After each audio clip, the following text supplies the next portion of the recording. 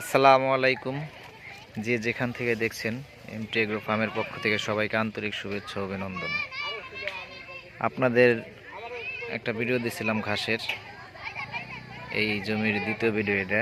এখনও ঘাস কাটিং করি নেই, কাটি নাই এখনও। দেখেন কত বড় হয়েছে ঘাস, কত সুন্দর হয়েছে। এগুলো হলো কাটিং লাগাইছিলাম, কাটিং লাগানোর কারণে এইগুলো অনেক সুন্দর হয়েছে ঘাস। এখনও কাটি নাই, কাটলে আরও বেশি শুকাইব। আর ওই সাইডে দেখতেছেন আপনারা, এগুলো চিকন গাছ লাগাইছিলাম। চিকন গাছ লাগাইছিলাম বলতে ওই আরেক জমি থেকে পোয়া ওটা এনে লাগাইছিলাম, এটা সব চিকন হয়ে গেছে। দেখেন, আসলে গাছ লাগাইতে হলে ধৈর্য ধরতে হইব। ধৈর্যে মা ফলে মুরব্বীরা বলে। এখন দেখেন গাছগুলো কত সুন্দর হয়েছে মাশাআল্লাহ। প্রথমে সার দিয়ে দিছি, লাগানোর সময় সার দিছিলাম আমি। আবার এই যে এদিকে মাঝখান থেকে কাটছি, এই যেগুলো পানি জমে মরে গেছিলো, এটি পরে আবার লাগাই দিছি।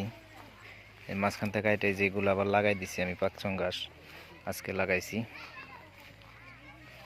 আর ঘাস আলহামদুলিল্লাহ ভালো হয়েছে, সুন্দর ঘাস হয়েছে।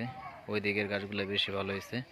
আর একবার কাটার পরে এই গাছগুলো মানে বোঝা যাবে যে না, গাছ অনেক সুন্দর হয়েছে। এখন হয়তো আপনারা বুঝতেছেন না, তো একটা ভিডিও দিছিলাম তখন গাছ ছোট আছিল। ওই ভিডিওটা দেখে হয়তো ভাবছেন যে না, গাছ মনে হয় ভালো হইব না, কিন্তু আমি বলছিলাম যে আপনাদের 1 মাস পরে একটা ভিডিও দিব।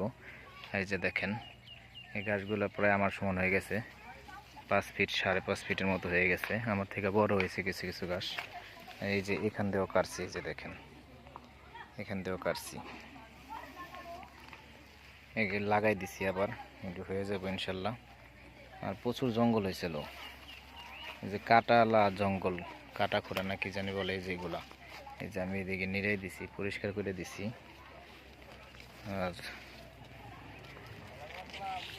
যে গরু পালেন অবশ্যই অবশ্যই গাছ লাগাইবেন, গাছ না লাগাইলে কিন্তু গরু পালতে পারবেন না।